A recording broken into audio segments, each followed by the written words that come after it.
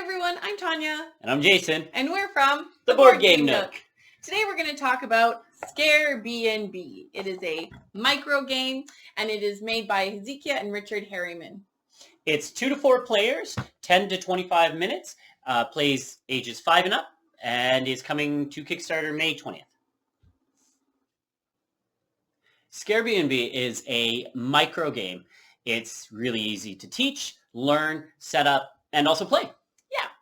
Essentially what you have is 4 haunted locations. So you have a tree house and a, what is this? A pirate ship.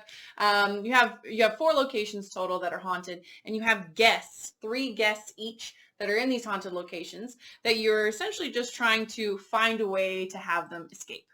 The first person that has all 3 of their guests escape wins the game. So how do you do that? Well, in the game, you're going to take a set of 9 cards. So, for instance, this is the castle. Mm-hmm. And what you're going to do is you are going to set up the haunted house for your opponent. So if Tanya's my opponent or the player to my left, I will build a haunted castle for her. Any way that you'd like. So when we were playing this with our adult friends, we came up with crazier and crazier ways to do this. You can have like stacks of cards. We made little arrows. We made smiley faces. You know, half the house over here, half it over there. You can have a lot of fun with designing the haunted location, not just the flipping of the cards and finding a way to escape. Exactly, and they can be built in like Tony said, any orientation, stacked, not stacked, whatever you like. The next thing that you're going to do is players are going to flip over cards. Wow, that was... that was, woo! If you flip over the exit card, which has a keyhole on it, you have to have your mansion reset. Yes, so because he doesn't have the key in order to use the keyhole. So I'm going to cheat a little.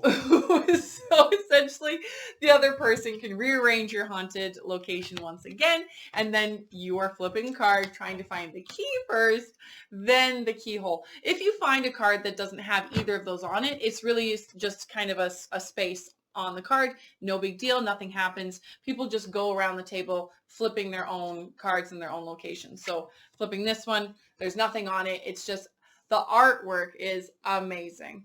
These cards, okay. Just as a quick aside, love was put into all the cards. Every location has unique artwork, unique to that location. So if you're on the pirate ship, you're going to see a lobster in jail. Whereas if you're in the haunted castle, you're going to have Frankenstein, that sort of thing. So you pretty much go around flipping the cards, looking at the amazing artwork until you find a keyhole. Find the key. And a key. Find the keyhole. Once that's completed, your first guest escapes. You reset all your cards. Yeah. And you repeat until one person gets all 3 guests escaped. Yeah. So that's pretty much everything to this game.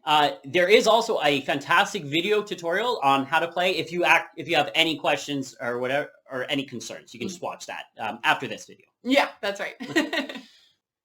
Overall, we had a pretty great experience playing this game in many different scenarios.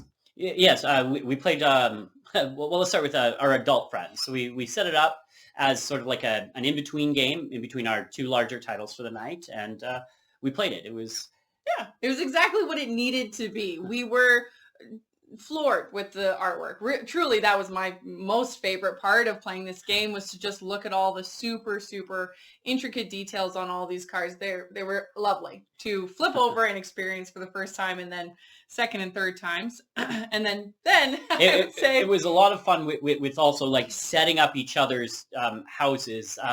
It was interesting because we all took a different approach. I designed mine sort of with like a card always near or highlighted within the mansion to try and trick my opponents. Yeah. And I was just like, well, I'm just gonna make a castle looking thing because I didn't think about strategy at all. I don't know what I was thinking. And our other friend, we never would have thought of this things that she did with her stuff. It was a pleasure to just see how other people's brains worked, just setting up the haunted area. so that we could then flip over the cards and go from there. So it was great as a palate cleanser. Yeah. You can play it before main game, Super in between. low-key. You can throw it out at the end of a night when you just want to chit chat or your brains are melted from other games you've played.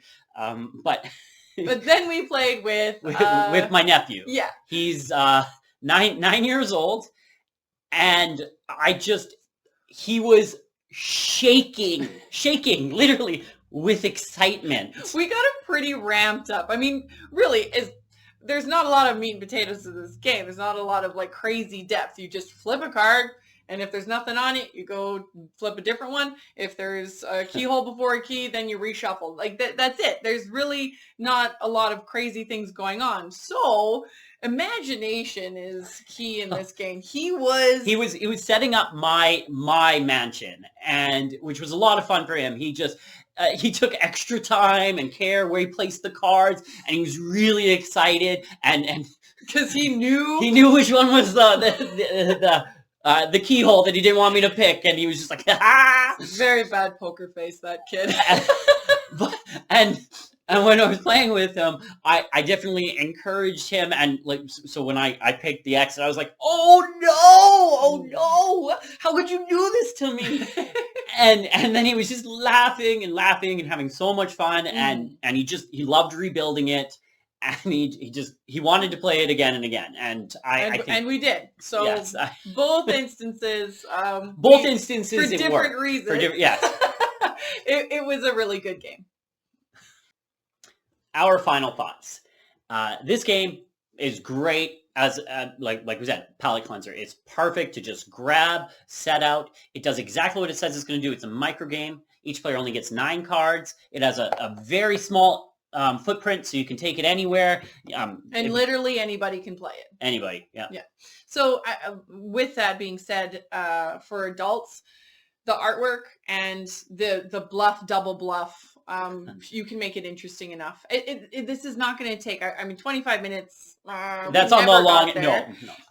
It's just a fast and fun game to play. And there is a little bit, like Tony said, of the bluff and double bluff. Am I putting the keyhole back where I put it the first time? Am I not? Like, it's a nice, quick mechanism that's explored in this game. Yep. And then with kids, just you can really excite their imagination, and they'll have a great time with very little anxiety to just, try and flip cards, try to get out before the other person, and it works. Yeah, it's great. Great for creativity. It's great for memory, and if there's any greater testimonial than a child's smile, I haven't heard of it. It was fantastic. I can't. It was just great. Yeah, exactly. So if you want to try out this game, it will be on Kickstarter. And May 20th, yeah. 2024. And yeah, that's it for today. Right. Thanks so much for watching, everybody. Thanks for watching. Bye-bye. Bye. Hi, everyone. I'm Tanya from Board Game Nook. Please like and subscribe on Facebook or YouTube, or you can check out our website at boardgamenook.com. If you're in the Edmonton area, we run a board game rental store. So please check that out. Have a great day. Bye for now. BnB is a micro game. It's incredibly easy to teach, learn, and play. Mm-hmm. That's it. We're done. You got nothing else. You go first. You're supposed to. Oh, yeah, I thought you were going.